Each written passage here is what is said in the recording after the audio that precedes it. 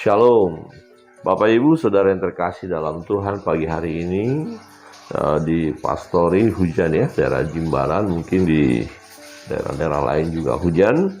Dan kita tetap bersukacita atau bersyukur oleh kemurahan Tuhan, anugerah Tuhan, di mana kita masih boleh menikmati kehidupan ini hingga saat ini. Pembacaan firman Tuhan dari Yohanes pasal 14. Ya, Yohanes 14 kita melihat bagaimana Yesus menyampaikan bahwa dia akan meninggalkan murid-murid dan akan pergi kepada Bapa di surga, dan ada maksud Yesus naik ke surga, yaitu mau menyediakan tempat bagi murid-murid, bagi orang percaya. Dan menjadi pergumulan kita saat ini, apakah kita sungguh-sungguh percaya kepada Dia? Atau bagi kita yang sudah percaya, pasti kita berkata, aku akan bersama dengan Yesus dan aku akan ada di surga nantinya apabila sudah tiba waktunya. Dan bagi yang belum percaya, nah ini tentu sangat dibutuhkan mereka untuk mendengar firman Allah dan harus membuka hati dan percaya kepada Yesus. Firman Tuhan dari Yohanes pasal 14 mulai ayat pertama kita akan baca secara bersama-sama. Perikopnya rumah Bapa ya, kita akan membaca bagian firman Tuhan ini, satu perikop ini. Mulai ayat pertama, 1, 2, 3. Janganlah gelisah hatimu, percayalah kepada Allah, percayalah juga kepadaku. Di rumah Bapakku banyak tempat tinggal. Jika tidak demikian, tentu aku mengatakannya kepadamu, sebab aku pergi ke situ untuk menyediakan tempat bagimu. Dan apabila aku telah pergi ke situ dan telah menyediakan tempat bagimu, aku akan datang kembali dan membawa kamu ke tempatku, supaya di tempat di mana aku berada, kamu pun berada. Dan kemana aku pergi, kamu tahu jalan ke situ. Kata Thomas kepadanya, Tuhan, kami tidak tahu kemana engkau pergi. Jadi bagaimana kami tahu jalan ke situ? Kata Yesus kepadanya, akulah jalan dan kebenaran dan hidup. Tidak ada seorang pun yang datang kepada Bapa kalau tidak melalui aku. Sekiranya kamu mengenal aku, pasti kamu juga mengenal Bapa-Ku. Sekarang ini kamu mengenal Dia dan kamu telah melihat Dia. Kata Filipus kepadanya, Tuhan, tunjukkanlah Bapa itu kepada kami, itu sudah cukup bagi kami. Kata Yesus kepadanya, telah sekian lama aku bersama-sama kamu, Filipus, namun engkau tidak mengenal aku? Barang siapa telah melihat aku, ia telah melihat Bapa. Bagaimana engkau berkata, tunjukkanlah Bapa itu kepada kami? Tidak percayakah engkau bahwa aku di dalam Bapa dan Bapa di dalam aku?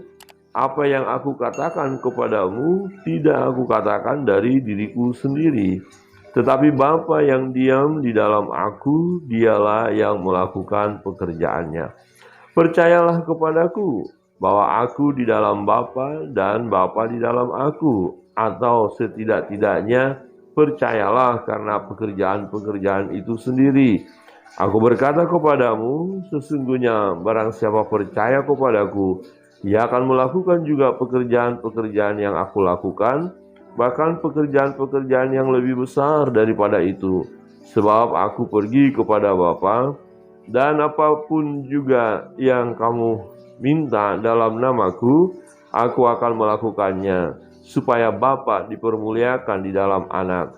Jika kamu meminta sesuatu kepadaku dalam namaku, aku akan melakukannya. Amin. Demikian jawab pembacaan firman Tuhan. Nah, kalau kita melihat firman ini, kalau saya mau sampaikan apa sih yang harus kita gumuli, ya, dan apa yang sudah terjadi dalam kebanyakan orang, yaitu tentang adakah percaya kepada Yesus, bahwa Yesus adalah Tuhan. Itu sebenarnya ya inti boleh kita katakan dalam pelayanan kita, dalam kehidupan kita adalah apakah ya kita sungguh-sungguh percaya Yesus, apakah orang lain percaya Yesus, atau isunya adalah bagaimana supaya orang lain percaya kepada Yesus. Nah, dalam bagian ini Yesus menyampaikan kepada murid-murid bahwa dia akan meninggalkan murid-murid. Ya, tidak akan lama lagi. Ini disampaikan menjelang hari kematiannya. Dia akan meninggalkan murid-murid dan tujuannya jelas. Ya, kemana dia dan untuk apa? Ya, jadi dia menyampaikan bahwa Yesus itu akan ke surga, akan ke rumah Bapa. Nah, maka dimulai dari pernyataan Yesus supaya murid-murid ya jangan gelisah, ya jangan takut, ya dikatakan jangan gelisah hatimu, percayalah kepadaku, percayalah kepada Allah, percayalah juga kepada aku. Jadi persoalan adakah orang percaya kepada dia atau percaya kepada Allah bahwa Allah mengutus Yesus? Ya, nah ini tidak mudah Bapak Ibu. Ya, bersyukur setiap kita yang akhirnya membuka hati dan percaya kepada Yesus. Tetapi masih banyak orang yang ragu-ragu, yang tidak percaya kepada Yesus sampai sekarang. Nah, untuk apa manfaatnya kita percaya Yesus? Apa keuntungannya kalau kita percaya Yesus? Wah, luar biasa. Kita akan memperoleh keselamatan. Ya, kita akan bersama-sama dengan Dia. Dan Tuhan menyediakan tempat bagi kita yang percaya, yaitu surga. Maka dikatakan di rumah Bapakku banyak tempat tinggal. Jika tidak demikian, tentu aku mengatakannya kepadamu, sebab aku pergi ke situ. Jadi Yesus akan pergi ketika dia berbicara dengan murid-murid. Yesus berkata, aku akan pergi ya ke rumah Bapa, ke surga untuk menyediakan tempat, ya, sebab aku pergi ke situ untuk menyediakan tempat bagimu. Dan apabila aku telah pergi ke situ dan telah menyediakan tempat bagimu, aku akan datang kembali dan membawa kamu ke tempatku, supaya di tempat di mana aku berada, kamu pun berada. Jadi masa kini bagi kita adalah masa penantian. Masa menantikan di mana Yesus akan datang kedua kali untuk menjemput kita orang-orang percaya, untuk menjemput saleh-salehnya. Jadi Yesus Kristus pasti akan datang kedua kali. Kapan waktunya kita nggak tahu. Nah, yang menarik adalah dalam masa penantian ini kita jangan ragu-ragu, jangan bimbang bahwa Dia sudah menyediakan tempat bagi kita. Dia menyediakan tempat yang terbaik bagi kita. Di mana Dia berada, di situ pun kita akan berada. Nah, memang ada keraguan-raguan di dalam murid-murid. Mereka masih belum begitu paham pernyataan Yesus, dan mereka mau minta supaya ditunjukkan ya jalan kepada mereka, ditunjukkan ya Bapa itu kepada mereka. Perlu ya seseorang yang mau bepergian ke satu daerah, ke satu tempat, perlu tahu jalannya, ya perlu mengenal jalan itu. Nah, perlu keyakinan bahwa itu benar-benar jalan, ya. Jadi kalau kita mengendarai kendaraan, kita belum tahu tempat itu ya yang akan kita tuju, tetapi kita butuh penuntun. Oke, ada Google Map.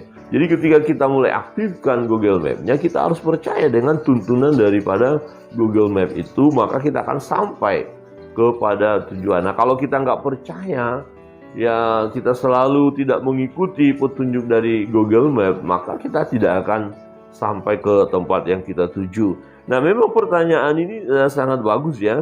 Pertanyaan Thomas ini ya merasa ya tidak tahu bagaimana. Kami tidak tahu Tuhan mau kemana, tunjukkan jalan, ya. Di mana dan kemana aku pergi, kamu tahu jalan ke situ, kata Yesus. Tetapi Thomas berkata begini, Tuhan, kami tidak tahu kemana Engkau pergi. Jadi bagaimana kami tahu jalan ke situ? Nah, ini penting bagi kita untuk mengetahui kemana Yesus pergi. Ya, jelas dikatakan kepada Bapa, akan bersama-sama dengan Bapa, ke rumah Bapa, ke surga. Jadi tempat di mana Yesus pergi, ya harus kita tahu persis dan tidak usah ragu-ragu lagi, karena Dia yang telah turun dari surga, Dia juga yang naik ke surga, hanya Dia, tidak ada yang lain. Jadi jalan itu sendiri adalah Yesus. Maka Yesus berkata kepada Thomas dan juga tentu murid-murid yang mendengar di situ, "Akulah jalan dan kebenaran dan hidup. Tidak ada seorang pun yang datang kepada Bapa kalau tidak melalui aku." Jadi murid-murid yang diwakili oleh Thomas, "Kami tidak tahu jalan. Kemana kau pergi? Terus gimana dong kami melangkah kalau kami tidak tahu jalan?" Nah, Yesus beritahu, "Akulah jalan itu." Berarti datanglah kepadaku, percayalah kepadaku, hiduplah bersamaku. Ya, dengarkan apa yang aku katakan, kira-kira begitu ya. Jadi Yesuslah jalan dan kebenaran itu.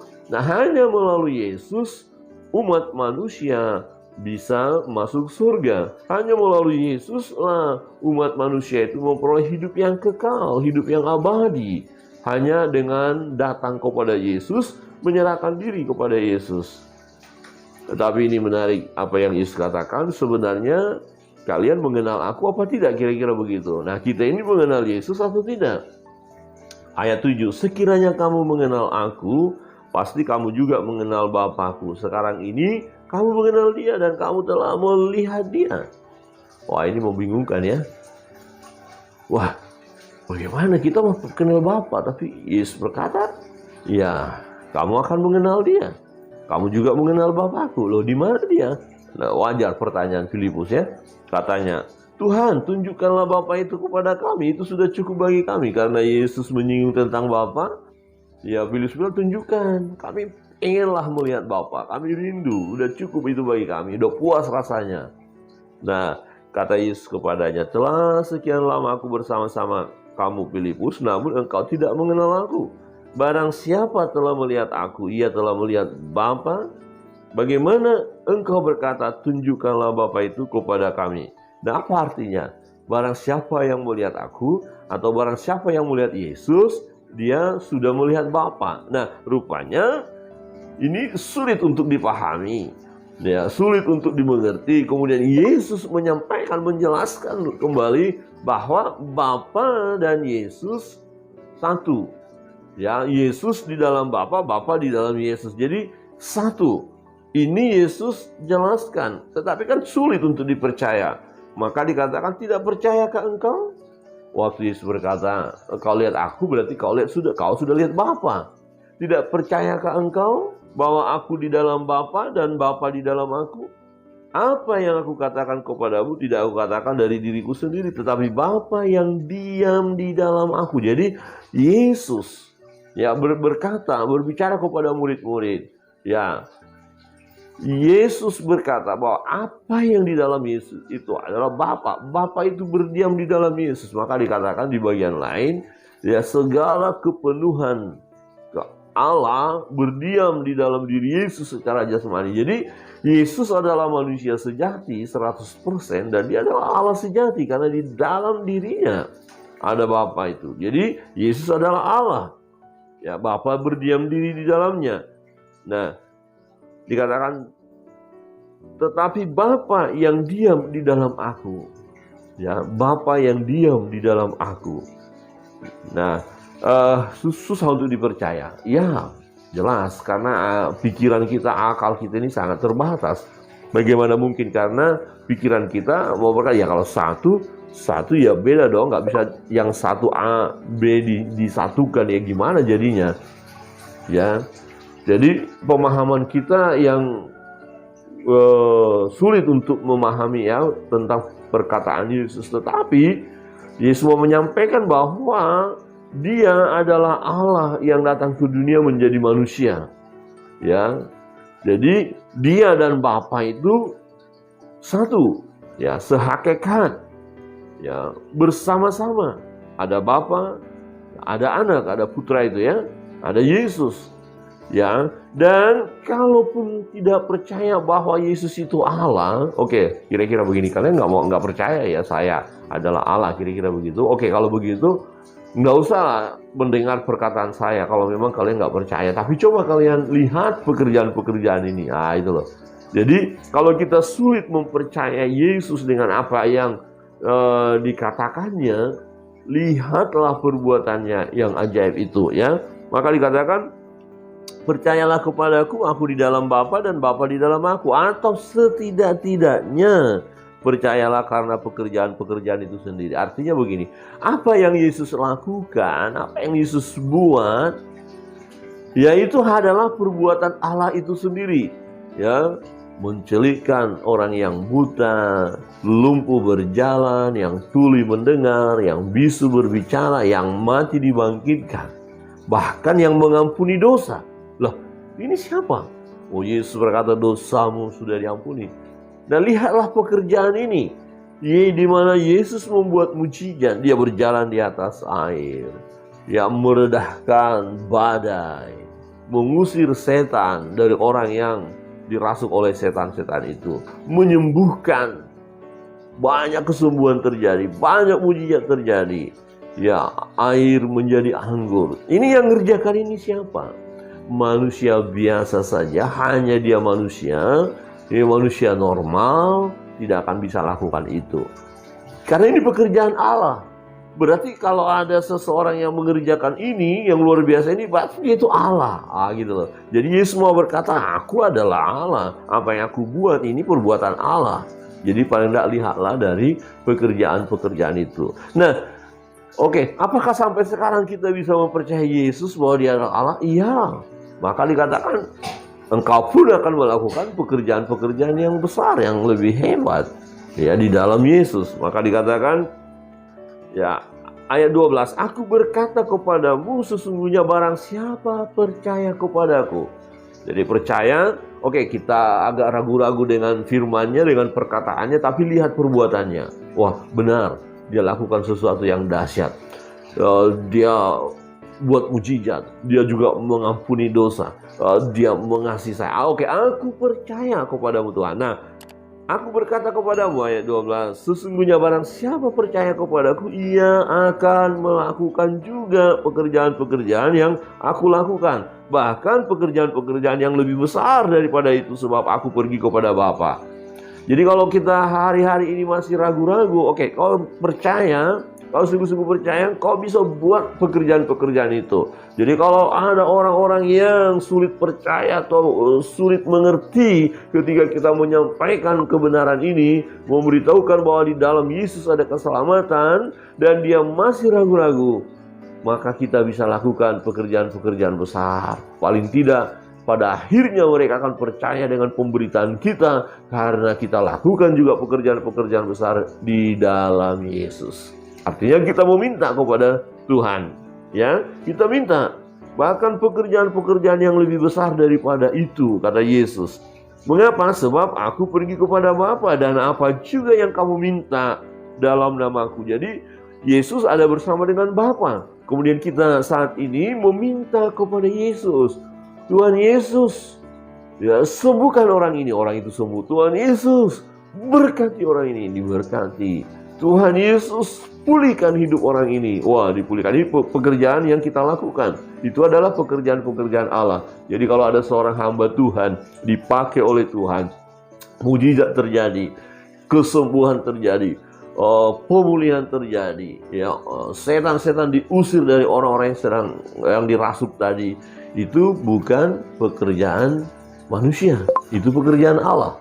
Berarti itu terjadi karena dilakukan oleh orang yang percaya, orang yang mengikut Tuhan, yang berseru dalam nama Yesus. Jadi kita bisa lakukan pekerjaan itu, tapi pekerjaan itu adalah pekerjaan Allah sendiri. Allah memakai kita. Maka dikatakan engkau akan melakukan pekerjaan-pekerjaan yang lebih besar. Jadi betapa banyaknya orang percaya yang berseru di dalam nama Yesus. Betapa banyaknya hamba-hamba Tuhan yang melayani, memberitakan kabar sukacita. Betapa banyaknya orang yang meminta mujizat. Berarti orang-orang yang percaya ini, yang meminta mujizat itu, mujizat terjadi. Maka banyak terjadi mujizat. Maka Yesus katakan, ya, bahkan pekerjaan-pekerjaan yang lebih besar daripada itu. Yang mengerjakan siapa? Yesus. Ya, Yesus yang mengerjakan itu oleh karena permintaan orang benar, permintaan orang percaya, permintaan murid-murid, pelayanan yang dilakukan oleh murid-murid, pelayanan yang dilakukan oleh hamba-hamba Allah, pelayanan yang dilakukan oleh umat Tuhan. Semua umat Tuhan terlibat pelayanan, berarti mujizat banyak terjadi. kuasa Allah dinyatakan, keselamatan terjadi di mana-mana. Inilah pekerjaan-pekerjaan besar yang kita lakukan. Amin. Orang percaya jika engkau percaya. Ya, jadi intinya jangan kita ragu-ragu tentang ketuhanan Yesus. Jangan kita ragu-ragu bahwa dialah jalan dan kebenaran dan hidup itu. Setidak-tidaknya percaya dengan pekerjaan-pekerjaan yang dilakukan oleh Yesus waktu Yesus masih di bumi. Ketika dia sudah naik pun tetap percaya dengan pekerjaan-pekerjaan yang dilakukan oleh Yesus. Apakah Yesus melakukan? Iya, ketika kita meminta kepadanya. Ya, dan apa juga yang kamu minta dalam namaku, dalam nama Yesus, ya, aku akan melakukannya supaya Bapa dipermuliakan di dalam Anak. Jika kamu meminta sesuatu kepadaku dalam namaku, aku akan melakukannya. Itu kata Yesus. Jadi betapa banyak orang yang percaya meminta kepada Yesus. Ada banyak orang yang meminta mujizat, kesembuhan kah, berkat-berkat kah, luput dari maut, luput dari kecelakaan. Oh, banyak orang meminta, berarti banyak pekerjaan-pekerjaan ajaib yang terjadi. Wow, luar biasa. Jadi jangan kita meragukan Yesus. Jangan meragukan ya bahwa Yesus adalah Tuhan dan Juru Selamat yang hidup. Jangan meragukan ya bahwa memang dialah jalan dan kebenaran dan hidup itu. Dan jangan meragukan bahwa dia akan datang untuk menjemput saleh-salehnya. Amin. Dia akan jemput saudara dan saya. Nah, yang menarik bukan hanya sekedar jemput, ya, tetapi sudah disediakan tempat yang baik, tempat yang indah. Dan firman Tuhan katakan, di sana tidak ada lagi laknat, di sana tidak ada air mata, di sana tidak ada penderitaan. Di rumah Bapa, surga yang mulia, yang ada hanyalah pujian kepada Bapa, penyembahan kepada Bapa, sorak-sorai kemenangan. Ya, di sana ada damai, di sana ada sejahtera. Tidak ada lagi penderitaan, tidak ada kesusahan. Tempat itu tempat yang tentu kita rindukan. Oleh sebab itu, percayalah kepada Bapa, percaya juga kepada Yesus, Putra Allah Bapa itu. Dan di dalam Dia ada keselamatan. Hanya Dia satu-satunya jalan dan kebenaran dan hidup. Hanya melalui Dia umat manusia bisa masuk surga. Hanya melalui Dia dosa-dosa manusia diampuni. Sebab untuk pengampunan dosa itu Dia, Yesus, mati di kayu salib. Jadi darahnya yang mahal, darahnya yang kudus, darah itu yang membasuh segala dosa umat manusia. Sebab tidak bisa orang berdosa masuk surga. Dosa tidak boleh masuk ke surga. Untuk itu harus dibersihkan dulu. Yang bisa membersihkan hanyalah Yesus. Yang bisa menghapus segala dosa yang kita lakukan hanyalah Yesus. Jadi percayalah kepada Yesus. Dia Tuhan, Dia Juru Selamat yang hidup. Dia sudah menyelamatkan kita. Bahkan taruhannya adalah nyawanya sendiri. Dia begitu mengasihi kita dan Dia menyertai kita. Dia naik ke surga dan menyediakan tempat. Ya, tempat bagi orang yang percaya. Setiap orang yang percaya kepada Yesus, ya, tidak binasa, melainkan peroleh hidup yang kekal.